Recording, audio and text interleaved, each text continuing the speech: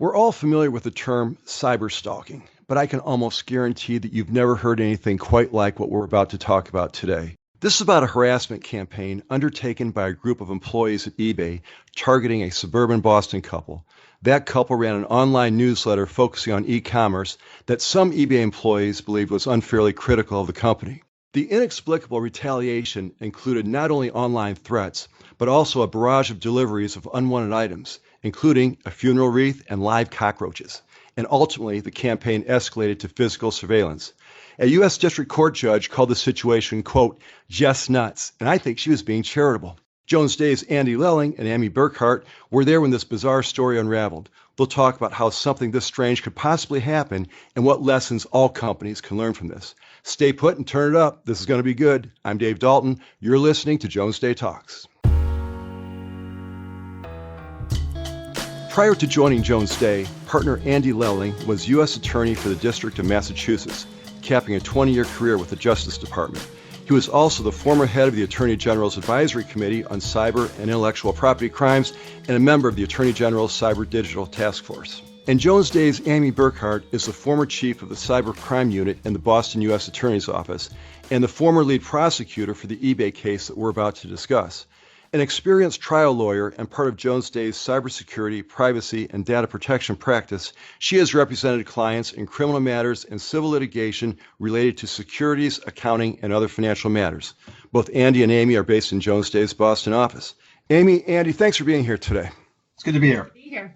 You know, I got to tell you, we've done a lot of podcasts, Jones Day Talks. We're sneaking up on 150 episodes, and we have covered all sorts of matters and cases and developments and happenings and events. And I got to tell you, this is more than likely going to be the most bizarre podcast because of the underlying content and what happened in the events that we've ever done. It's a good thing Halloween's coming up close, right? It's that weird. So with that kind of strange introduction to some strange circumstances, Amy, talk about the background of this matter with eBay and these employees and what they did and where we are right now. Give us an overview of what happened. Sure. Well, I'll start from the victim's perspective because I think it's an important piece to kind of keep at the forefront here.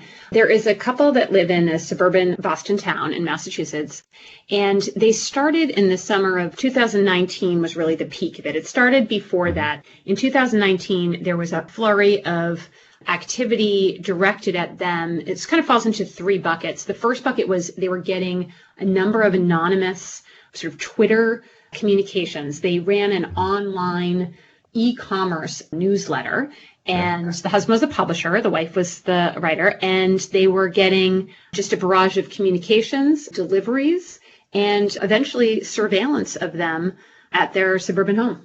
Okay, so the crux of it was, and I've not seen what they actually published or put out there, but they apparently were critical of eBay in some capacity, whatever eBay may have been doing that they didn't like.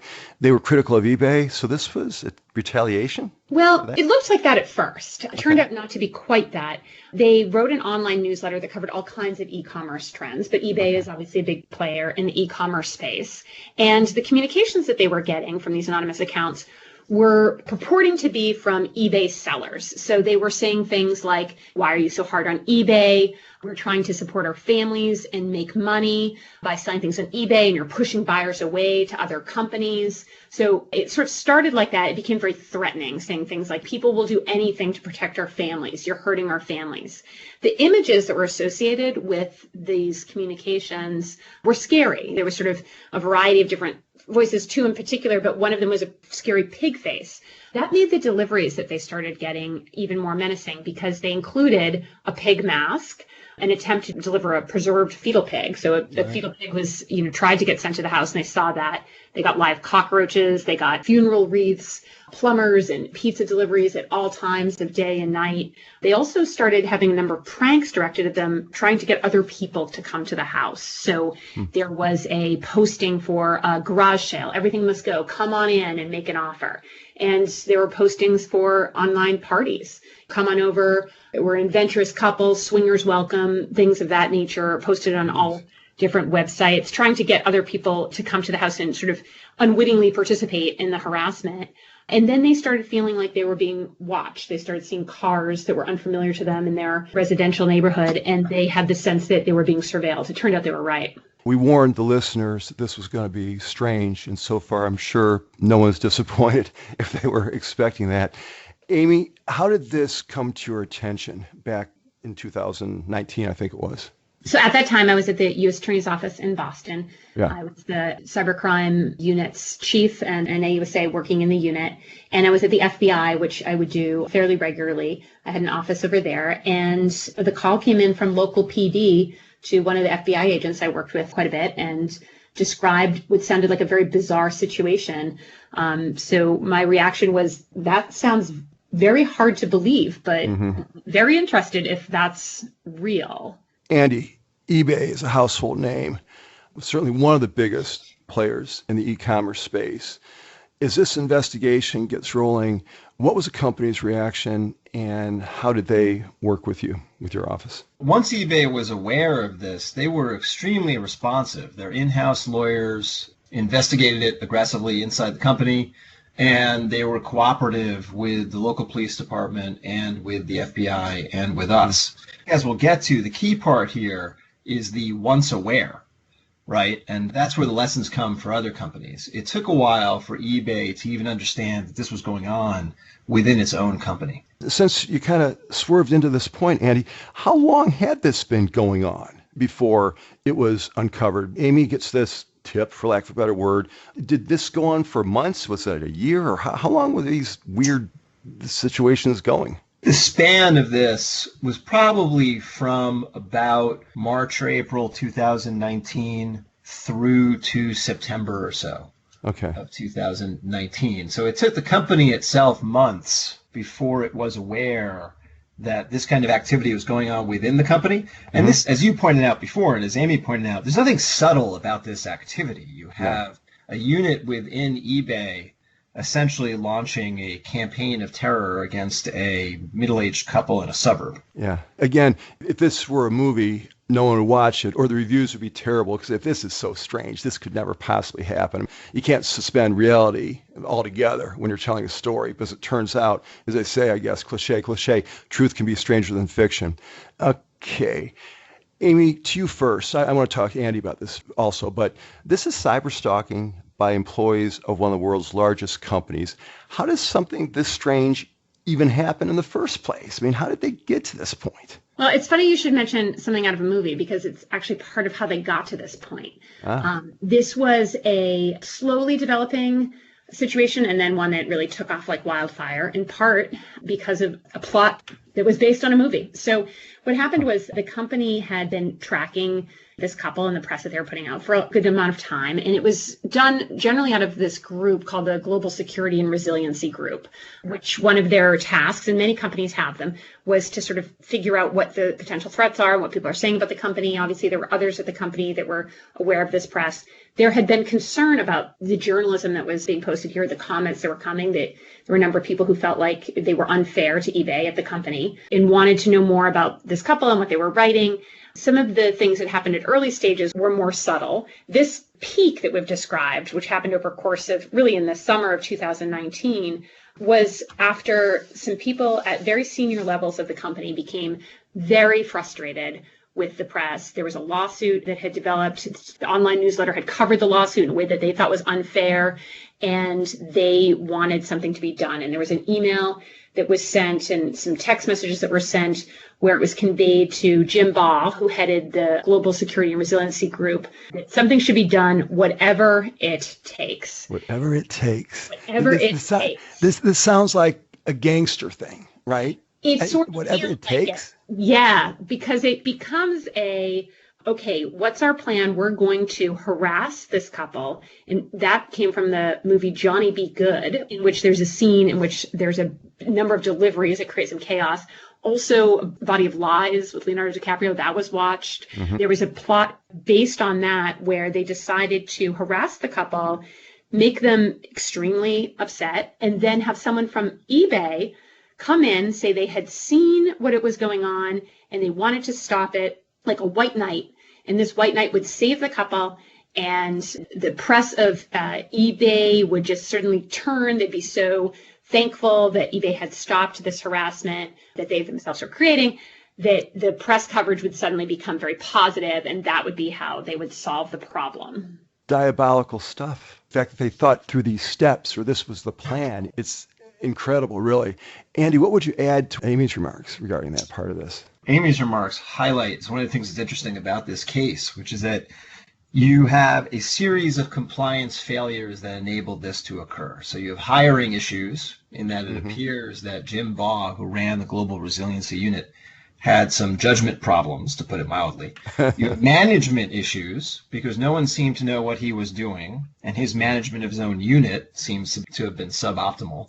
You have culture issues within eBay. So it's easy to dismiss this case as bizarre and so unique, but that would be a mistake for companies that think about these issues, these sort of compliance issues and what their employees are doing. Yeah, certainly. But I guess I have to ask, Amy, you ever seen anything like this before? Ever? Never.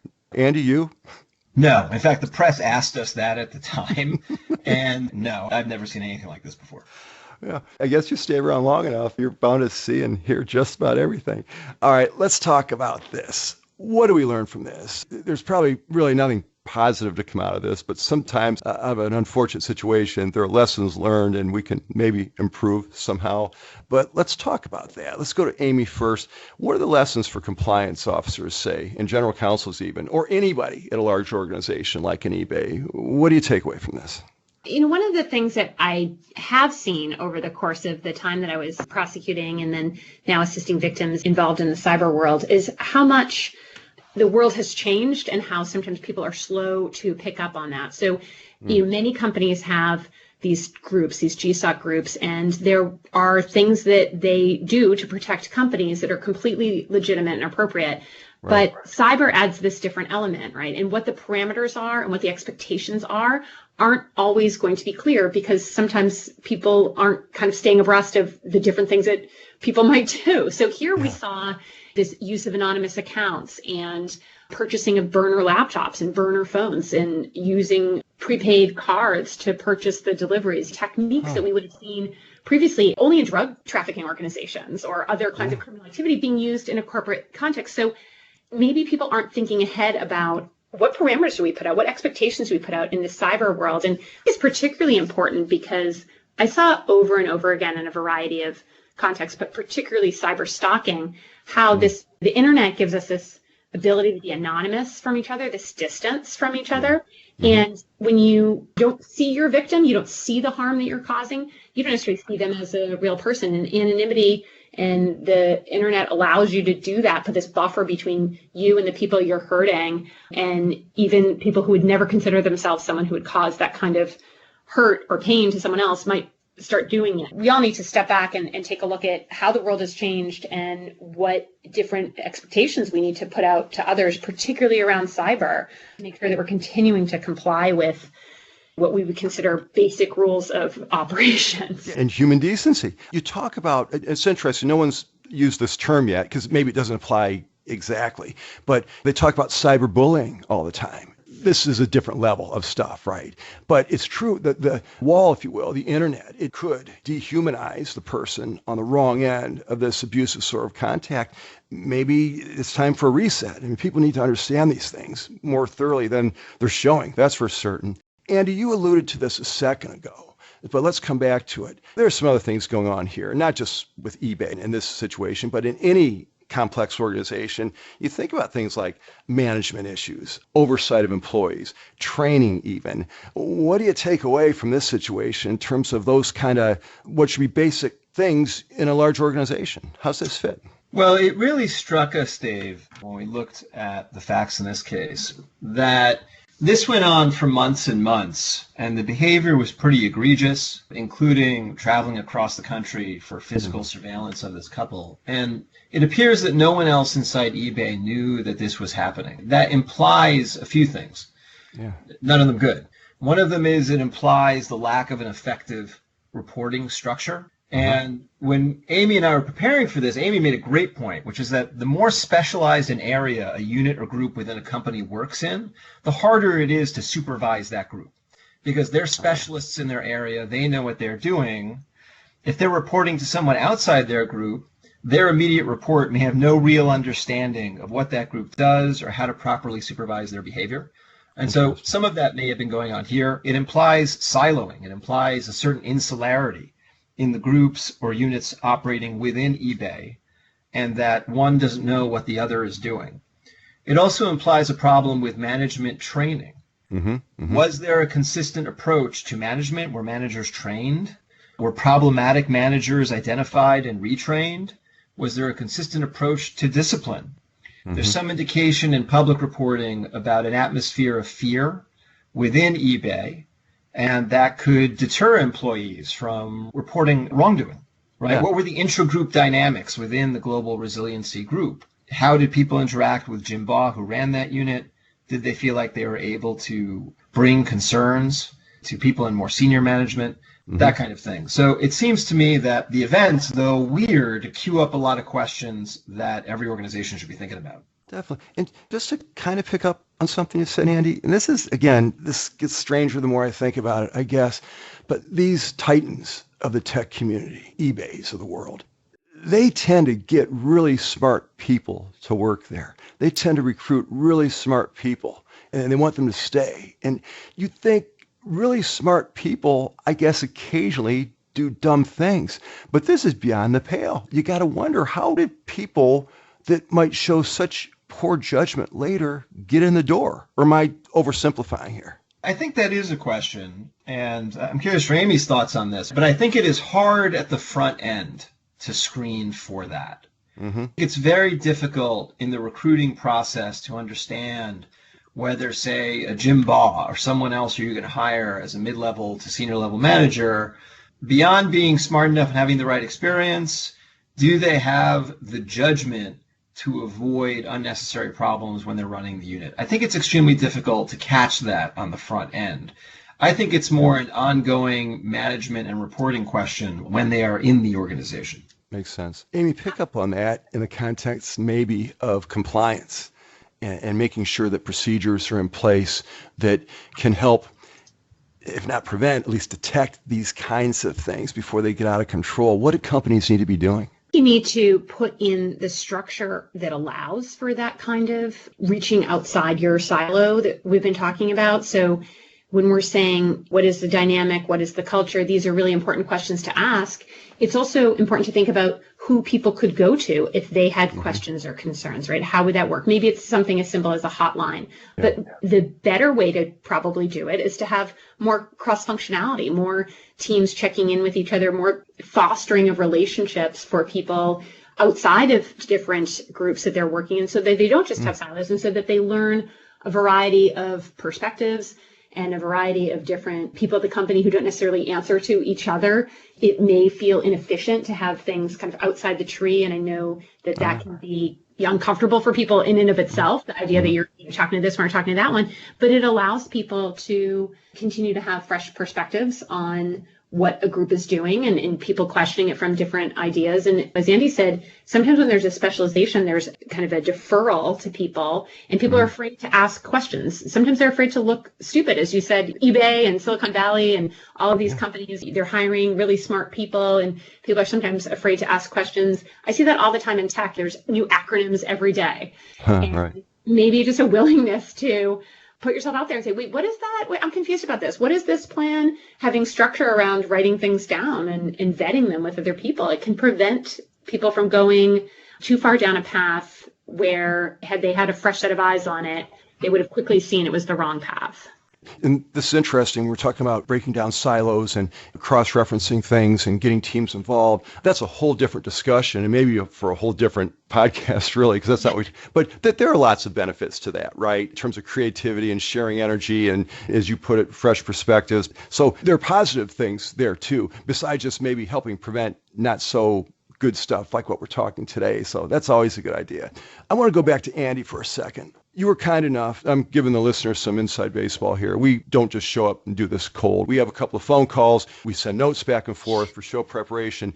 In one of the documents that you were kind enough to send over, Andy, you referenced the significance of corporate culture and I'm quoting, a tone from the top.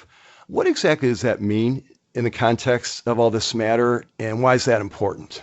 I think overall that might be the key lesson here, Dave. Tone from the top is a well-known compliance principle. Everyone who thinks about compliance has heard that line again and again. And essentially what it means is that leadership in an organization should be modeling ethical behavior and be encouraging corporate employees to also act ethically and to want to act ethically. And so you can think about compliance in two ways. There's rules-based compliance, and then there's culture-based compliance.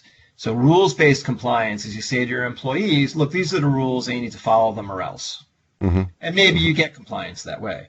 Culture-based compliance is modeling ethical behavior and encouraging your employees to engage in ethical behavior because it's the right thing to do, right? Sort of inculcating those values in your employees. At the end of the day, culture-based compliance always works better because you never know what factual scenario is going to confront an employee, what temptation is going to confront an employee. And this weird case is a perfect example. And so when those weird scenarios come up, you want your employees to fall back on the values that they've been taught to follow as an employee of that company, basically to do the right thing. It always works better. So here, as I think Amy pointed out earlier, you had executives at the very top of the company setting the wrong tone with Jim Baugh, who ran that global resiliency unit, at least if the public filings in the criminal case are accurate. And so they're sending him texts like, whatever it takes, as Amy said earlier. There's one that says, burn her to the ground, referring to the woman in the couple that ran the e-commerce site. All of those things send the wrong tone of aggression and results-oriented approach, which may have, remains to be seen, encouraged Jim Baugh and his staff to act that way. Adding to that is if there's an unhealthy atmosphere for employees within eBay, meaning if employees are afraid to report concerns to management, are afraid to report apparent misconduct, are afraid to be fired if they don't follow every single order or suggestion, that too is going to tie in and make it even harder to unearth this conduct once it's gotten rolling. You said all that very well. There's no way the compliance manual, do this, don't do that. You're allowed to do this, you can't do that. There's no way you could possibly anticipate every potential situation an employee might be faced with, let alone something as bizarre as what we're talking about today. So I get what you're saying now in terms of the tone from the top. As you say, that might have been the best lesson we take away from all this. Hey, since we were talking about culture, let's return to that for a second. Amy, there's talk out there about the Silicon Valley culture, how competitive it is and even cutthroat and so forth. Does that kind of mentality play a role in a situation like this, do you think? The big picture atmosphere always plays a role. So in the sense that there are certainly legendary stories about combative kinds of behavior in Silicon Valley and also encouraging of innovative thinking. This is innovative thinking gone awry, but certainly innovative. So I think that there are factors that contribute that you could say this is part of what is good and bad about Silicon Valley culture. Often I think what is good about a place is sometimes what's bad about it. And that is a lesson to look at, but it's something that we should extrapolate out and say, what are the cultural things that contribute to behavior at all companies? And certainly competitiveness is high among them, and also solving problems, getting the job done. There are things that, again, can be good or bad. It depends on what degree you take them to and how you try to affect that goal. And the way that Andy phrased it as an important tone from the top and cultural issue, it can't underscore it enough.